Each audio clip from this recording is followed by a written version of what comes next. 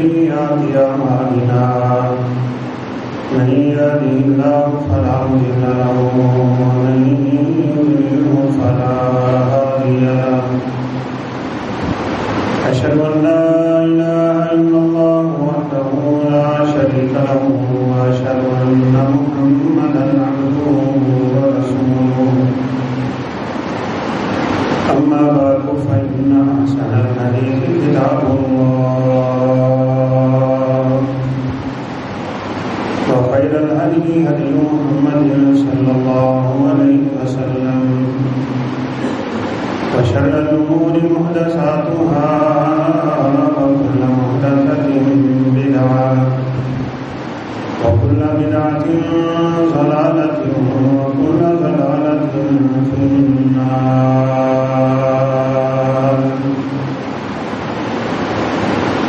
يا أيها الذين آمنوا اتقوا الله حق تقاته ولا تموتن إلا وأنتم مسلمون.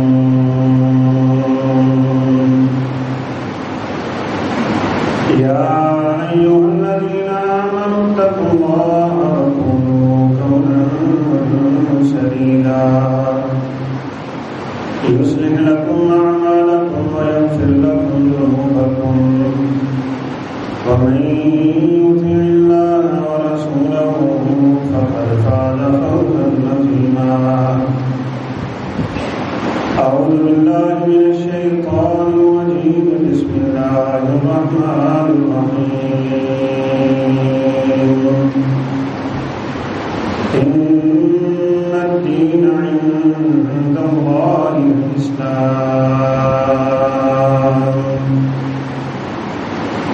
وقال الله سبحانه وتعالى في مقام آخر ومن يبتغ غير الإسلام دينا فلن يقبل منه وهو في الآخرة من الخاسرين.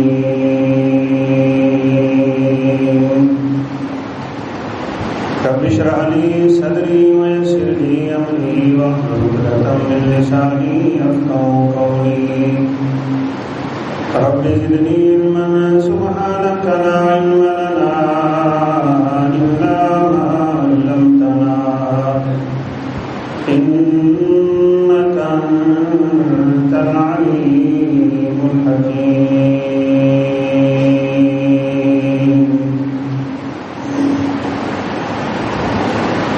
تمام تر تعریفات صرف اور صرف اللہ کریم کے لیے ہیں.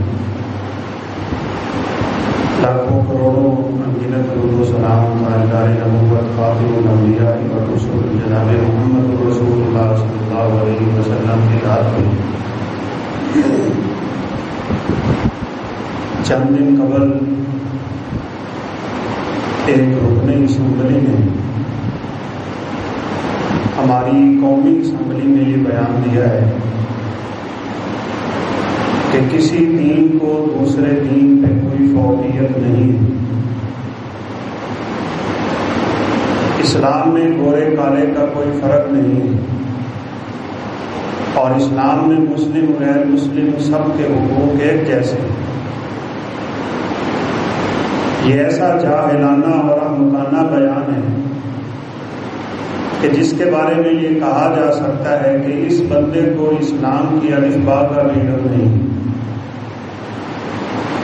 والذی ارسل رسولہ بالہدی ودین الحق لیظہرہ علی الدین کلہ. قرآن مجید کی آیات بول بول کے کہتی ہیں ہم نے اس آخری رسول کو بھیجا ہے تاکہ یہ دین اسلام تمام دینوں پہ غالب آ جائے. اور رسول اللہ صلی اللہ علیہ وسلم نے فرمایا اسلام غالب ہے، غالب رہے، اس پہ کوئی دین غالب نہیں آ سکتا. اسلام کا غلبہ دو طرح کا غلبہ ہوتا ہے. ایک قوت و براہین اور دلائل قاطعیہ کا غلبہ ہے، اور ایک وہ سیاسی غلبہ تھا جو آج سے پہلے مسلمانوں کے پاس رہا اور آج چھن گیا. دلائل کے اعتبار سے اسلام آج بھی سر بلند ہے، اسلام کا غلبہ آج بھی مسلمہ ہے. کوئی دنیا کا مذہب اسلام کی تعلیمات کا مقابلہ نہیں کر سکتا.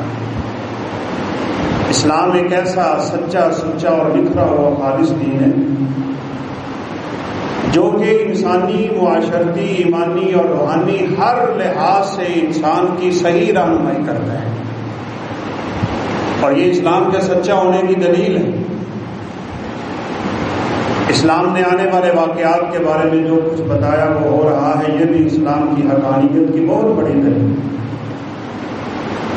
بہت سے مذاہب ایسے ہیں جہاں نچلی اور اوپر والی ذات کا بڑا تصور ہے، بالخصوص ہندوؤں میں. اسلام مساوات کا درس نہیں دیتا، یہ بہت بڑی غلطی ہے لوگوں کی. اور اس میں حقیقت میں کمزوریاں ان لوگوں کی ہیں کہ جنہوں نے نصاب مرتب کیا تھا اور بچپن کی کتابوں میں ہم نے بھی پڑھا کہ اسلام مساوات کا درس دیتا ہے. اسلام عدل کا درس دیتا ہے، مساوات کا درس نہیں دیتا. اور عدل یہ ہوتا ہے کہ اعطاء کل ذی حق حقہ، آپ ہر حق والے کو اس کا حق دیں. یہ کیسے ممکن ہے کہ کافر اور مسلمان برابر ہو جائیں؟ یہ کیسے ممکن ہے کہ جاہل اور عالم برابر ہو جائیں؟ یہ کیسے ممکن ہے کہ نیک اور بد اللہ کی نظر میں برابر ہو جائیں؟ یہ ناممکن ہے. اسلام عدل اور انصاف کا درس دیتا ہے. چونکہ یہ مندر کی تعمیر کے بارے میں اس وقت پورے ملک میں ایک افراتفری کا سا ماحول ہے. مذہبی جماعتوں میں اور تحریکوں میں بڑی غم و غصے کی لہر ہے، اور ہونی بھی چاہیے. یہ کسی کے ایمان کی علامت ہے کہ وہ جب کفر اور شرک اور بدعت کو دیکھے تو اس کا ایمان اسے حرکت دے اور اس کا خون کھولنے لگ جائے. اسی لیے رسول اللہ صلی اللہ علیہ وسلم نے فرمایا تھا بدعتی کی تعظیم نہ کیا کرو، بدعتی کی عزت نہ کیا کرو، اور جس بندے کے دل میں کسی بدعتی کا احترام ہوگا اس کا میرے ساتھ کوئی تعلق نہیں. مشرک تو پھر بڑے دور کی بات ہے. آپ صلی اللہ علیہ وسلم نے فرمایا ان کو پہلے سلام نہ کیا کرو. آج حقیقت میں یہ جو لبرل قسم کے لوگ ہیں جنہوں نے سکول کی 4 کلاسیں پڑھی ہوئی، اور ان میں بالخصوص ہمارا جو سیاسی طبقہ ہے، وہ لوگوں کو بڑا خوبصورت درس دے رہا ہے کہ جی سب انسان ہیں، سب کی قدر کرنی چاہیے. ہمارا ملک تو اس لیے بنا تھا کہ یہاں سب کو آزادیاں ہونی چاہیے اور یہ ہونا چاہیے. یہ نعرہ بڑا اچھا ہے، لیکن حقیقت میں یہ اس غلامی سے گندا نعرہ ہے اور اس غلامی سے برا تصور ہے جو زمانہ جاہلیت کے لوگوں میں پائی جاتی تھی. یہ 1980 کے دہائی تک لبرل نام اسی لیے استعمال ہوتا تھا کہ جو لوگ غلامی سے آزادی حاصل کرتے تھے، آج کا لوگ اس کو مذہبی آزادی کے نام پہ استعمال کریں. بڑی ہی افسوس کی بات ہے. آپ کے علم میں ہے کہ گورنر پنجاب نے جامعات پنجاب میں یہ قانون لاگو کر دیا ہے کہ تب تک کسی طالب علم کو ڈگری نہیں ملے گی جب تک وہ قرآن مجید کا ترجمہ مکمل نہیں کرے. بڑی خوش آئند بات ہے، بڑی حوصلہ افزا بات ہے. لیکن آپ ان دانشوروں کے ذرا کالم پڑھ کے دیکھیں جو لوگوں کو بڑے بھاشن دیتے تھے امن کے، سکون کے، انصاف کے. اللہ کی قسم ان کے کالم پڑھ کے یوں لگتا ہے یہ مسلمان ہیں ہی نہیں بلکہ پرلے درجے کے کافر ہیں اور اسلام سے نکلے ہوئے لوگ. ایک بدتمیز نے تو اس کو لکھا کہ یہ سزا ہے، نعوذ باللہ من ذالک. کیا علامہ اقبال نے یہ قانون دیا تھا؟ وہ کہتے ہیں کیا قید اعظم کا یہ قانون تھا؟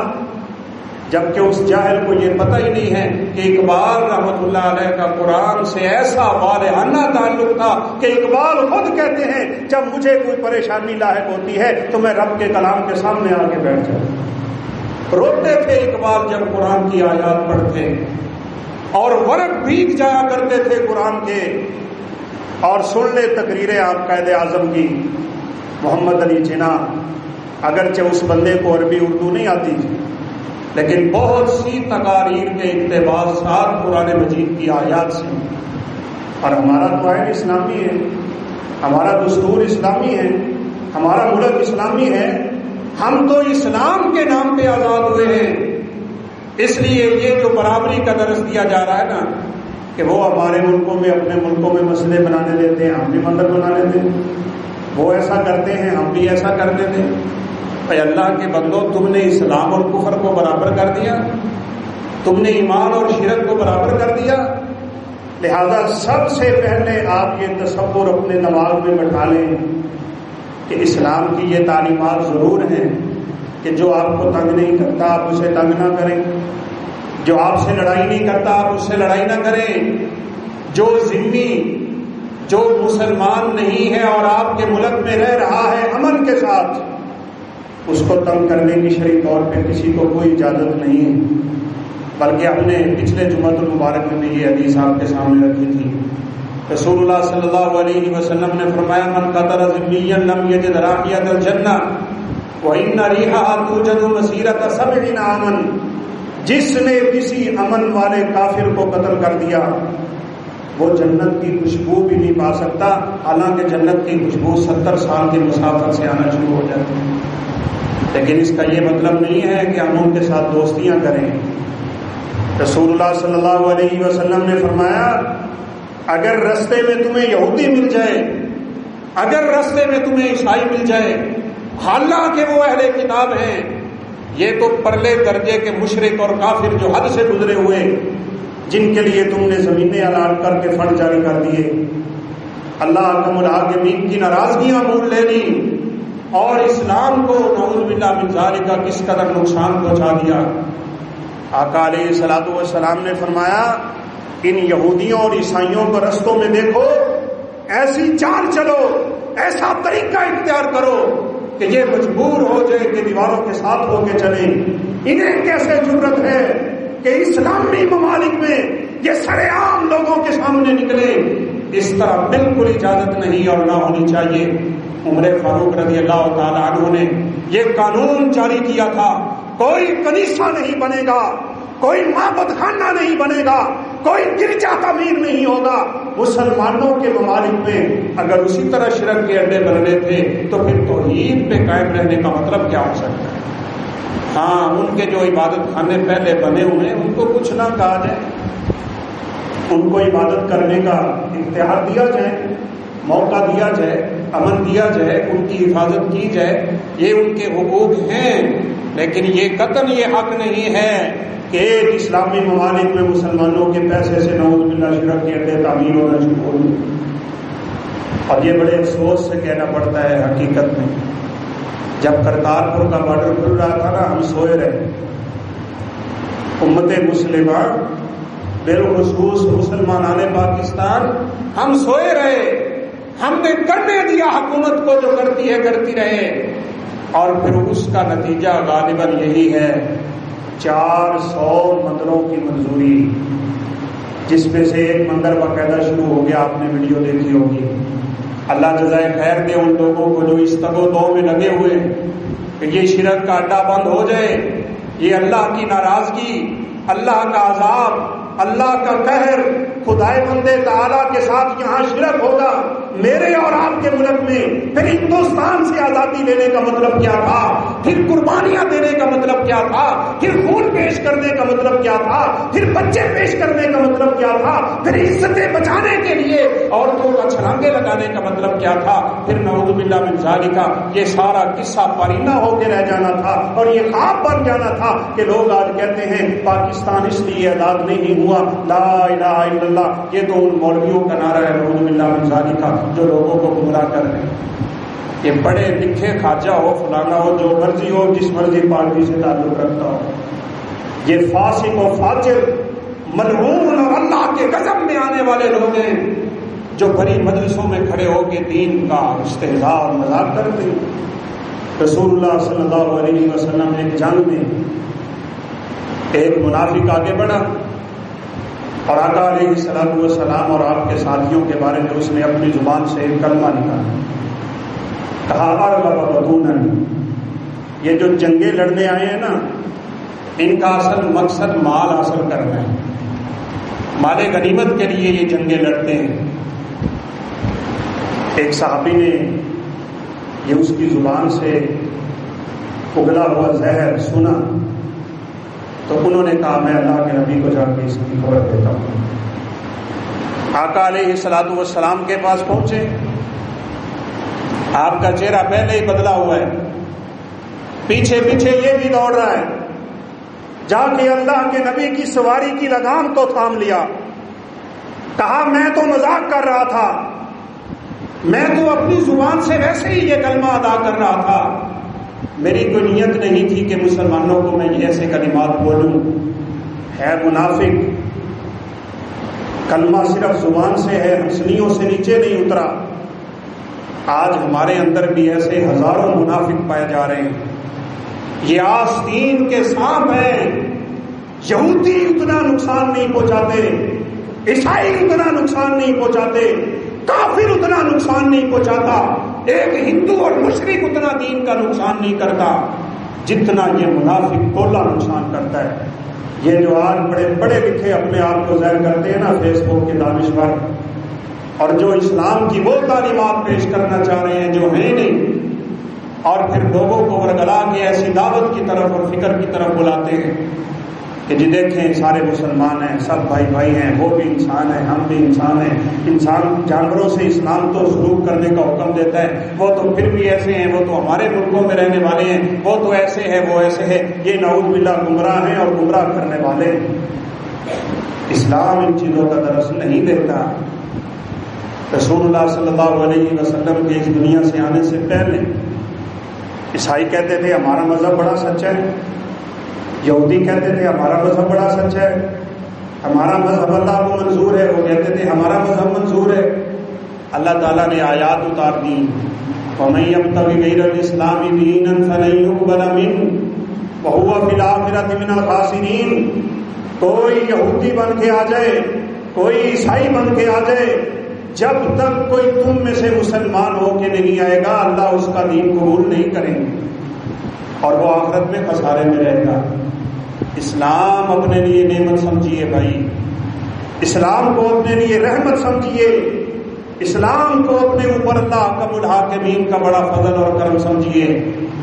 اور یہ جو آج کل لوگوں کی زبانوں پہ یہ غلیظ کلمہ آ جاتا ہے نا، یہ آپ نے کوشش کرنی ہے کبھی آپ کی زبان پہ نہ آئے کہ جی ترقی کرنی ہے تو ذرا کچھ تو دنیا کے ساتھ چلنا پڑے گا، یہ دین تو ہمارا پرانی باتیں کرتا ہے، یہ تو آج سے 1400 سال پہلے کی باتیں ہیں۔ اوے اللہ کے بندو، اللہ حاکم الحاکمین نے قیامت تک کے لیے اس دین کو اپنے لیے پسند کر دیا ہے۔ الیوم اکملت لکم دینکم واتممت علیکم نعمتی ورضیت لکم الاسلام دینا۔ ایسی ترقی پہ تھوک کیا کرو جو دین کو چھوڑ کے حاصل ہو جائے، وہ ترقی نہیں، وہ آخرت کا عذاب ہے، وہ قبر کا عذاب ہے، وہ رب کی ناراضگی ہے، وہ رب کا قہر ہے، وہ رب کا غضب اترنے والا ہے۔ جس کو تم ترقی سمجھ بیٹھتے ہو کہ دین کو پس پشت ڈال کے تم ترقیاں اس دنیا میں تلاش کرتے ہو، رب کعبہ کی قسم ہے اگر دین اور دنیا ایک دم تم چاہتے ہو کہ اللہ تمہیں دنیا اور آخرت کی عزت عطا فرما دے تو پھر عمر فاروق کا وہ قول یاد رکھو جس میں انہوں نے کہا تھا ہم ذلیل قوم تھے، اللہ نے ہمیں اسی اسلام کی وجہ سے عزت نصیب کی۔ عزت ملے گی اسلام کی وجہ سے ملے گی۔ جب تک مسلمانوں نے اسلام پہ اپنے آپ کو کاربند رکھا ہے تب تک اسلام کا سیاسی غلبہ بھی رہا ہے۔ کسی کو جرت نہیں تھی کہ وہ اسلام کے خلاف عرضہ سرائی کر سکے، کسی کو جرت نہیں تھی اسلام کے ساتھ کوئی بات کر سکے۔ پھر یہ جو فتنے اٹھے اور اٹھتے چلے گئے اور اٹھتے چلے جائیں گے، جن کی طرف امیر المومنین عمر فاروق نے اشارہ کیا تھا، بیٹھے بیٹھے کہا کس نے سنا ہے اللہ کے نبی سے فتنوں کے بارے میں؟ ایک صحابی اٹھے اور کہا میں نے بہت کچھ سنا ہے اللہ کے نبی سے کہ آپ نے فرمایا ہے فتنے ہوں گے، فتنہ آدمی کے مال میں ہوگا، فتنہ آدمی کے گھر میں ہوگا، فتنہ آدمی کی بیوی میں ہوگا، فتنہ آدمی کے مال میں ہوگا، لیکن نماز پڑھنے سے ختم ہو جائے گا، روزہ رکھنے سے ختم ہو جائے گا، حج کرنے سے ختم ہو جائے گا، صدقہ کرنے سے ختم ہو جائے گا۔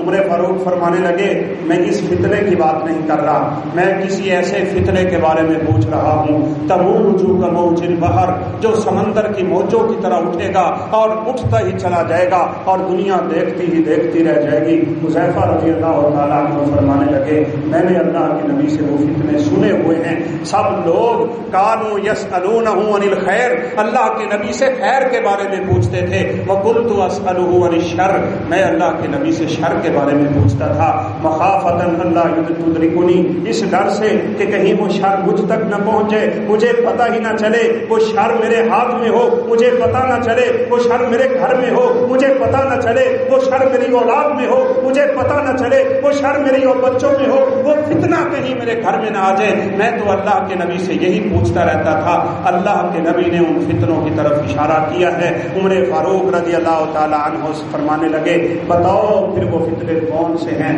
کہا عمر ما لک ولہا، تجھے اس فتنے سے کوئی ڈر نہیں ہونا چاہیے، بینک و بینہا باب مغلق، اس فتنے اور تیرے درمیان تو ایک بہت بڑا دروازہ ہے۔ عمر فاروق کو علم ہو گیا وہ دروازہ میں ہوں، اللہ کے نبی نے وہ دروازے کی وعید بتائی ہے کہ یہ دروازہ کیا ہوگا، کہا بتاؤ پھر یہ دروازہ کھلے گا کہ ٹوٹ جائے گا؟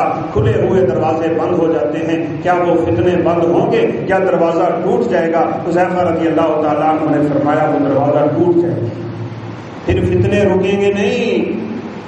اور پھر سب سے پہلے اسلام میں فتنے کی بنیاد شہادت عثمان رضی اللہ تعالیٰ عنہ سے ہو گئی۔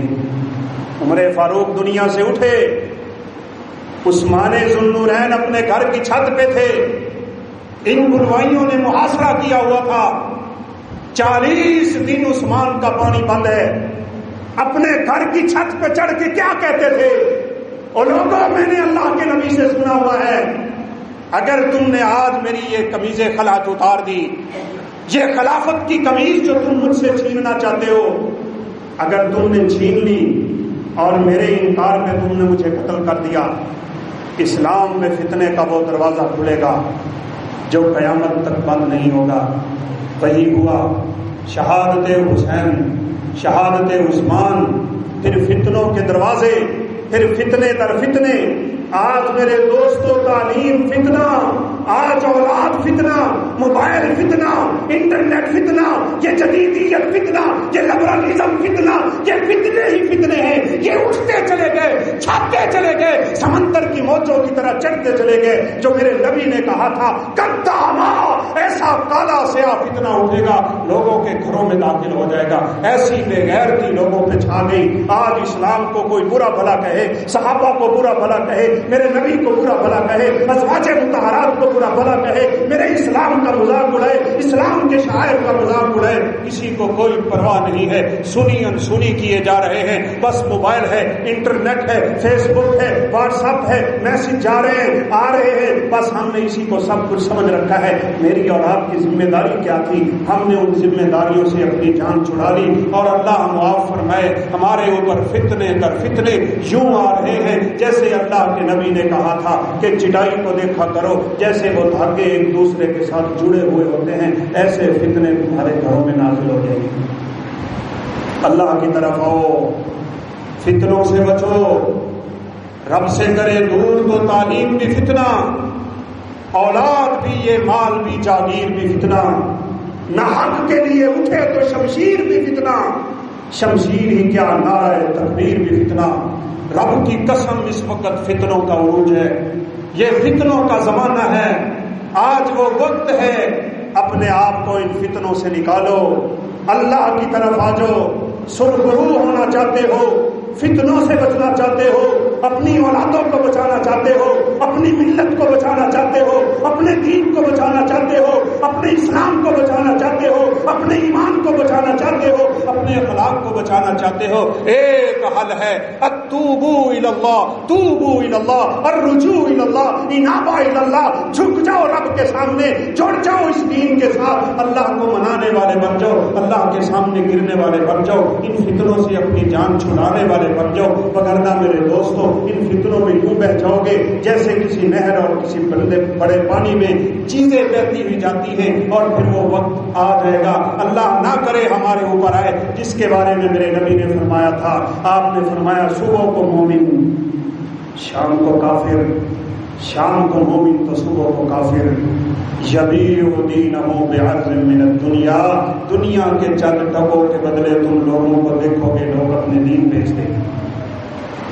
کیا ملتا ہے ان کو اسمبلیوں میں کھڑے ہو کے اس طرح کے بیانات ہیں؟ کیا ملے گا ان کو اس ملک میں مندر بنا کے؟ کیا ملتا ہے ان کو گردوارے بنا کے؟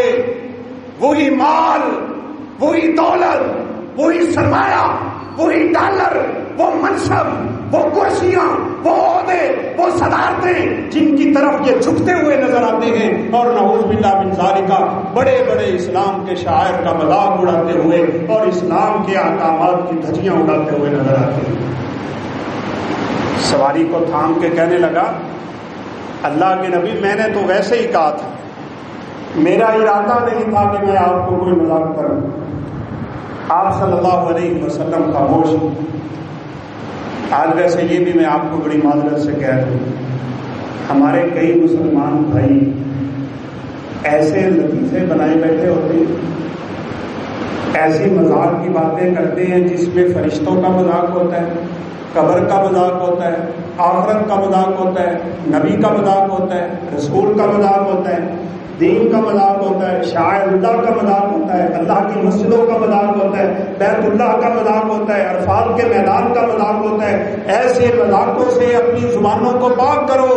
اور وہ بات میں پھر سے دوہرا دیتا ہوں جو میں نے گزشتہ سے پوستہ جمعے میں دہرائی تھی، اللہ کے نبی نے فرمایا جب فتنے عروج پہ چلے جائے تو اپنی زبانوں کو بند کر رہا امسک علیک لسانک۔ ایک صحابی نے آ کے پوچھا تھا اللہ کے نبی سے، من نجا، آپ مجھے ایسا چھوٹا اور خوبصورت سا نسخہ دے دیں جس سے میری دنیا اور آخرت کی نجات ہو جائے۔ آپ صلی اللہ علیہ وسلم نے اپنی ہی زبان مبارک کو پکڑ کے باہر نکال دی اور آپ نے فرمایا امسک علیک لسانک، اس زبان کو قابو میں رکھ، تو کامیاب ہے۔ یہ پرفتن دور میں جو افواہیں چلتی ہیں نا، ان سے بھی اپنی جان چھڑاؤ۔ یہ آج کل سوشل میڈیا، الیکٹرانک میڈیا اللہ کی قسم اتنے جھوٹ بول رہا ہے مجھے اور آپ کو گمراہ کرنے کے لیے کہ میرے اور آپ کے تصور سے باہر۔ جان چھڑاؤ اس سے۔ جتنا وقت آج کا نوجوان انٹرنیٹ پہ لگاتا ہے، اللہ کے کلام پڑھنے پہ لگا لے۔ دکان میں بیٹھے ہو رب کا قرآن اپنے پاس رکھ لو، گاڑی میں جا رہے ہو رب کا قرآن اپنے پاس رکھ لو۔ آج کل تو ان اینڈرائڈ موبائلوں پہ ایسے ایسے پروگرام ہیں الحمدللہ، ان کو ڈاؤن لوڈ کرو۔ فارغ وقت ملتا ہے، چاہ جائے کہ ہم اپنا وقت برباد کریں، رب کا قرآن پڑھنا شروع ہو جاؤ، فتنوں سے بچ جاؤ گے۔ لیکن اگر انہی خبروں میں پڑے رہے، انہی چکروں میں پڑے رہے، انہی کی باتیں آگے نشر کرتے رہے، پھر وہ وقت دور نہیں جو اللہ کے نبی نے کہا تھا، گھر میں جھوٹ بولتا ہے پوری دنیا پہ پہنچ جاتا ہے۔ ان جھوٹوں کا قیامت کے دن اللہ کے سامنے کھڑے ہو کے کیسے حساب دیں گے؟ یہ آج کل کی خبریں چونکہ صاف ظاہر ہے کچھ آگاہی ہم نے لینی ہوتی ہے۔ ہائی کورٹ نے ساری درخواستیں خارج کر دی ہیں، ججوں نے کہا ہے مندر کے بارے میں جتنی درخواستیں ہیں سب کی سب خارج ہیں، مندر بن کے رہے گا، وہ ہوگا، یہ ہوگا، بس یہی آگے شیئر کی جا رہی ہیں، آگے پہنچائی جا رہی ہیں۔ اور حقیقت یہ ہے کہ کل الحمدللہ سماعت ہوئی ہے انتظام الہی ظہیر صاحب حافظ اللہ تعالیٰ کے کیس کی، اور 16 جولائی تک اس کو مؤخر کر دیا گیا ہے۔ الحمدللہ درخواست جمع ہو چکی ہے، 5 بندوں نے درخواست جمع کرائی۔ آپ دعائیں کریں کہ اللہ رب العالمین ہمیں اس فتنے سے محفوظ رکھے کہ میرے ملک میں یہ شرک کا اڈا نہیں ہونا چاہیے، میرے ملک میں یہ اللہ کی ناراضگی نہیں اترنی چاہیے، یہ اللہ کا غضب ہے۔ رسول اللہ صلی اللہ علیہ وسلم نے کتنے صحابہ کو بھیجا تھا کہ جاؤ فلاں علاقے کے معبد خانے کو گرا کے آ جاؤ، وہ صحابی نے جا کے پیشاب نہیں کر دیا تھا؟ ایک طرف کی دلیلیں دیکھ دیکھ کے بڑا میٹھا میٹھا دین پیش کرتے ہو تم، اور بڑا جدید دین پیش کرنے کی تمہیں اس وقت فکر پڑی ہوئی ہے؟ ذوالخویسرہ کا قصہ پڑھو بخاری میں، کیسے جا کے صحابہ نے اپنا کام دکھایا تھا، کیسے ابو رافع کو قتل کیا تھا، کیسے صحابہ نے گستاخان رسول کے سر قلم کیے تھے۔ وہ چیزیں تمہیں نظر نہیں آتی ہیں؟ رسول اللہ صلی اللہ علیہ وسلم کا اکیلا صحابی گھسا تھا ان کے بہت بڑے قلعے میں، اور یہ نہیں سوچا جو آج کل کے یہ جدید قسم کے کہتے ہیں نا 4 کلاسیں اسکول کے پڑھے ہوئے اور دین کی ابجد سے بھی واقف نہیں ہوتے، استنجا کرنے کا طریقہ نہیں آتا اور کھڑے ہو کے اسلام پہ کالم لکھنا شروع ہو جاتے ہیں۔ یہ جی مجاہد جاتے ہیں ہندوؤں میں جا کے داخل ہو جاتے ہیں، یہ ہوتا ہے اور وہاں جا کے مر جاتا ہے، یہ خودکشی ہے، یہ فلانا ہے فلانا ہے۔ تم جانتے ہو دین کے بارے میں دین کیا ہے؟ اللہ کے نبی کا یہ اکیلا صحابی اٹھے، کہا میں آپ کو نجات دلواتا ہوں اس بدبخت سے جو آپ کا گستاخ ہے اور آپ کو برا بھلا کہتا ہے۔ صحابی رسول کی چال دیکھیے، الحرب خدا، جنگ ہے اس چیز کا نام کہ آپ دشمن کو ہمیشہ دھوکے میں رکھیں۔ چلے گئے، شام کا وقت ہے، قلعہ کھلا ہے، لوگ باہر گھوم رہے ہیں، صحابی نے تو اپنی جان کی پرواہ نہیں کی۔ انہوں نے تو یہ نہیں دیکھا کہ میں اکیلا ہوں اور میں مر جاؤں گا تو خودکشی کے زمرے میں چلا جاؤں گا۔ اور بھائی یہ جان جاتی ہے چلی جائے، اللہ کے دین پہ جاتی ہے تو رب کی قسم بڑے سرخرو ہو کے جاؤ گے۔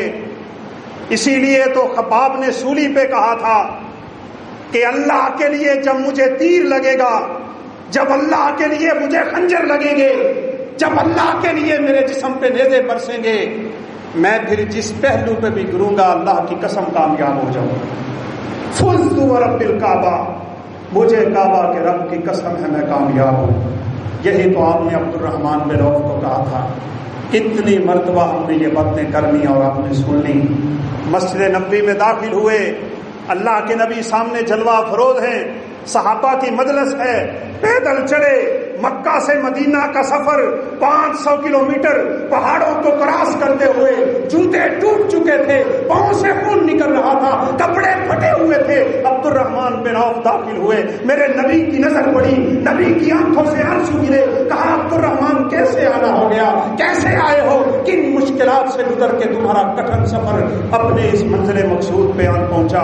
کہا اللہ کے نبی جب مکہ سے نکلا ہوں انہوں نے میری بیوی کو چھین لیا، میرے بچے کو چھین لیا، کوئی 4 ٹکے تھے وہ بھی چھین لیا، سب کچھ مجھ سے انہوں نے چھین لیا، میں کچھ نہیں لے کے آ سکا، بس ایک چیز لے کے آ گیا ہوں۔ اللہ کے نبی نے فرمایا عبد الرحمن جو اسلام بچا کے آ گئے ہو سب کچھ بچا کے آ گئے، بیویاں مل جائیں گی، بچے مل جائیں گے، مال مل جائے گا، دولت مل جائے گی، عزت مل جائے گی، جو کچھ نصیب میں ہے مل جائے گا، لیکن اگر اسلام کی دولت چھن گئی تو رب کعبہ کی قسم اس کا کوئی نعم البدل نہیں۔